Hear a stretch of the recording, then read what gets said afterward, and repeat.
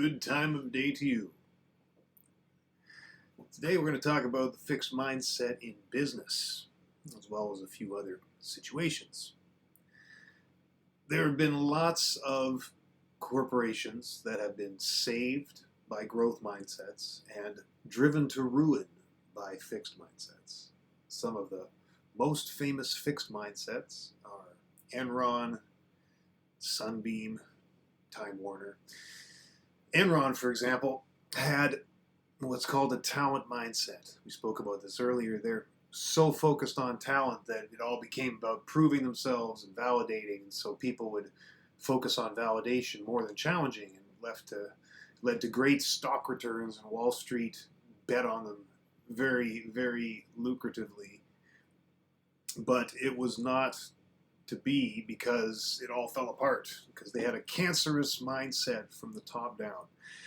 Famously, Kenneth Lay, their CEO, he would force out detractors. The one person that was actually questioning the insanity that was transpiring was unceremoniously removed.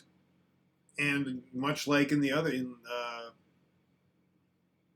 case of Chrysler, they were surrounded by yes men and flatterers, and it ultimately came careening down. I remember Jeffrey Skillings, who was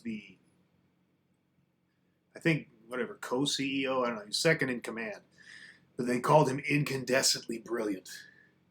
And he had unlimited faith in his ideas. And I remember one of his ideas was mark-to-market accounting, where they could mark as profits deals that had been signed at the moment they signed it. So if it was a 10-year, $100 million deal, they could claim $100 million profit the second the deal was signed. And of course, a good deal of these deals never panned out. That was one of the main things that led to their collapse. It was a very controversial economic decision. So that was Enron. And going back to Chrysler with Iacocca, he actually was quite successful in his first 2 years because he had something to prove. He wanted to prove to Ford, who had fired him, that he could run a company just as well. And in 2 years, after rolling out new product lines and lobbying the government for bailouts, they were successful again. And he wrote a book called I Am a Hero. So shows how narcissistic this guy was. And eventually, he lost the validation that he wanted, because after resting on his laurels, the company went right back down into the basement. And yes, he failed to receive all of the praise that he ever wanted.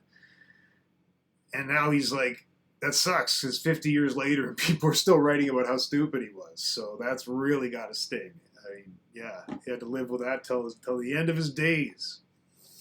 And there was Dunlop, who was considered a superhero. He considered himself a superstar on the order of Michael Jordan or Bruce Springsteen. So he thought he deserved $100 million bonuses from companies that he'd saved. Until he went to Sunbeam and basically gutted it and wanted to sell off his stock, but he did such a good job of raising the stock that it wouldn't sell. So the price got so high that he couldn't even sell the stock that he wanted to. So then he had to manage it, and of course he'd already gutted it, and it all came crashing down, and he ends up on this list of dumbasses, which is quite funny.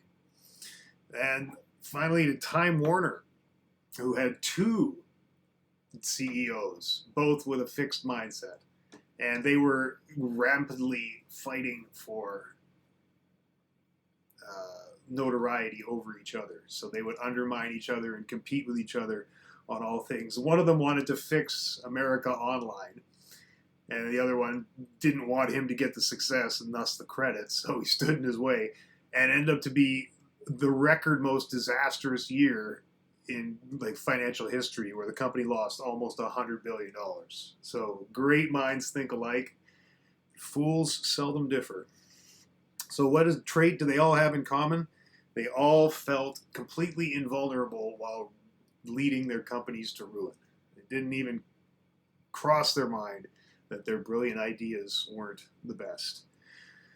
Whereas the trait for all successful leaders is that they ask the most difficult questions and they confront the most brutal answers. Ego is the death of an organization.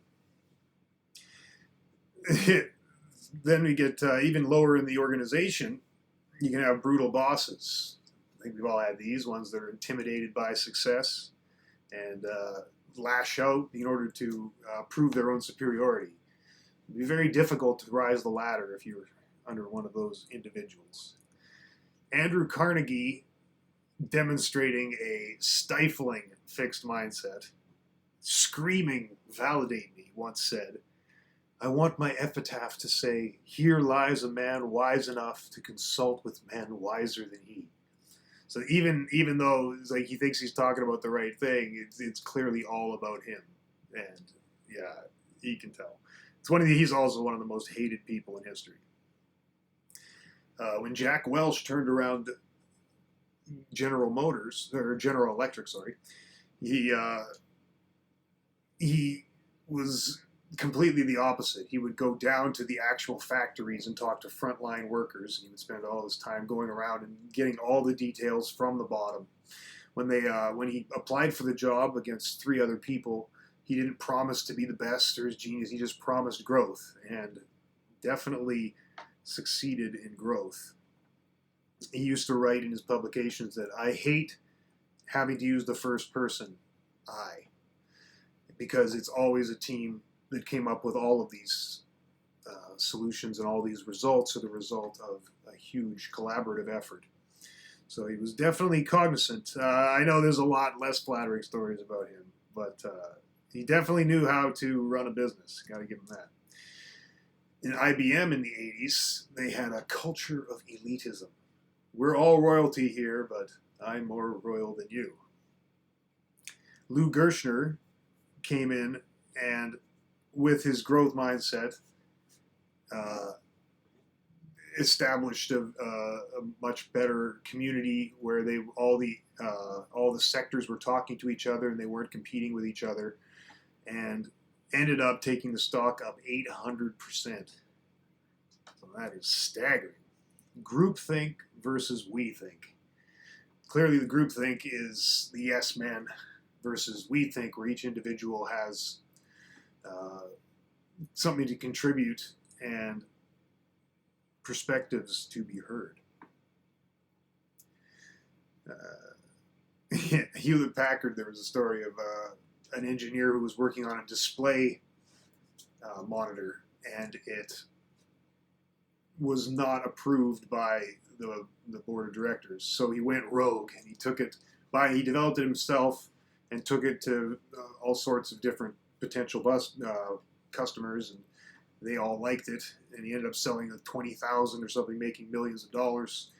And his letter of commendation was an award that said, for extraordinary contempt above and beyond the call of duty. So I really like that one. We don't want to lower our standards for the praised generation, which is the generation coming into the workforce now. Possibly I'm part of it. I like to think I'm still old school. I definitely had a lot of not praise, so I think I might be able to be a wise voice on this one. But yes, you can't lower the standards just to make people happy. Like, there was one story about a girl who was asked about the plot or the theme of To Kill a Mockingbird, and it was that all people are more or less nice. And the teacher's like, what the hell is this crap? Like, that's terrible. And when he challenged her, she ended up complaining, and the teacher got reprimanded. And that can't be a recipe for anything good. It's got to be meritocratic in nature. Leaders are made, not born. It takes a lot of work. When they looked, as far as teachers go, when they looked at a lot of successful teachers, they found that a very common theme was that most of them had their very first teacher was warm and supportive, and would figure out what they didn't understand and what learning skills they lacked, and have a genuine dedication towards each student. I believe I had that. In grade 1, I had Miss Taylor, and she somehow managed to keep control of that nut house, and I never remember her getting upset or stressed out at all. As opposed to grade 2 teacher who was an emotional mess. And that, yeah, so I don't know which direction that leans me towards. But the first teacher was first grade.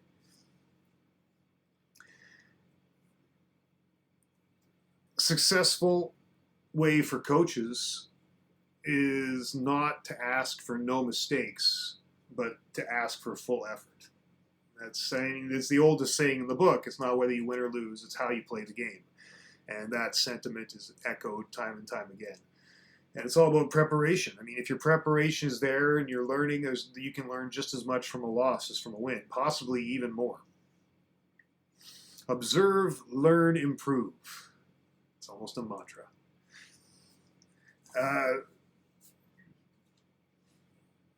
The game, or the pseudo topic that's been developed, has been called Brainology, to help kids learn how to visualize the workings of the brain.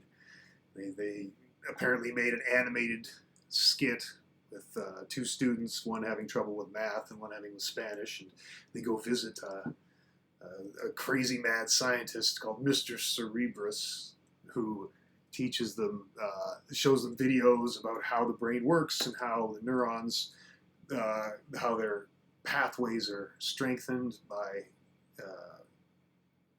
practice and repetition and proper studying.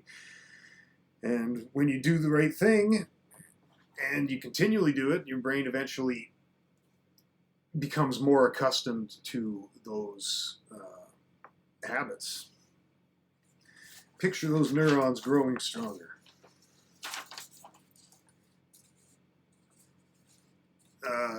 So if someone was publishing a science paper, they might be devastated in a fixed mindset or a growth mindset. Devastation doesn't distinguish by corrections.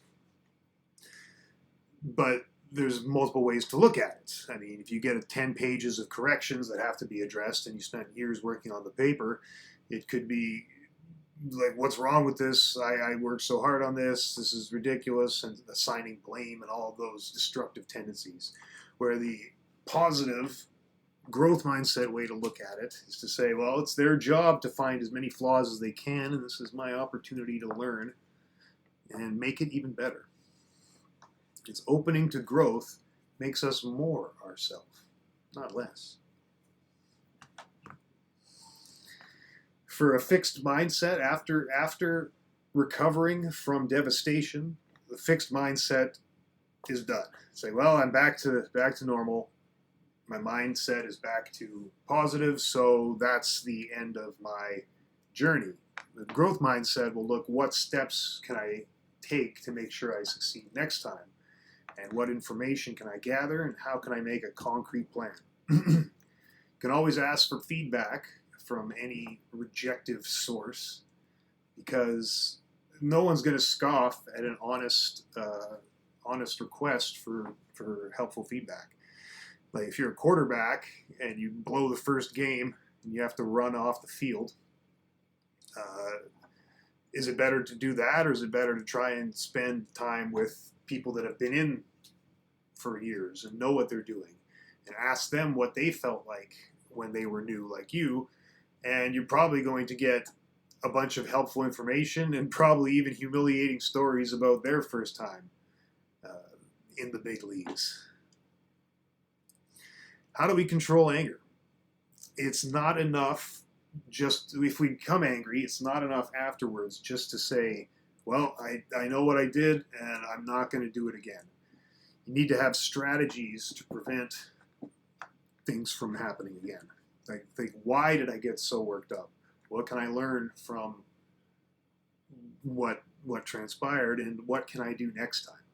And one of the really good strategies, which I personally have been implementing, is to take a journal and write all of the deepest thoughts and get it out, and it allows perspective. And then it's better to have a dry run with ideas in your head before just letting it go. Because once you say a word, you can't take it back. I mean, you can try, but it's the same. I mean, it's kind of like in the courtroom. When someone yells something, they say, the jury will ignore this evidence. So like, well, we already heard it, so it's already coloring what's going on. So we can try and ignore it, but it's probably not going to work. So how do we maintain change? A lot of times people make an improvement, and then they improve. And then they stop doing the thing that helped them to improve. Because the issue doesn't go away. You got to support your changes. I've done this a million times with weight loss. I've probably gained and lost 30 or more pounds at least 10 times in my life. It would just be like a saw wave if you looked at my mass over the last few decades.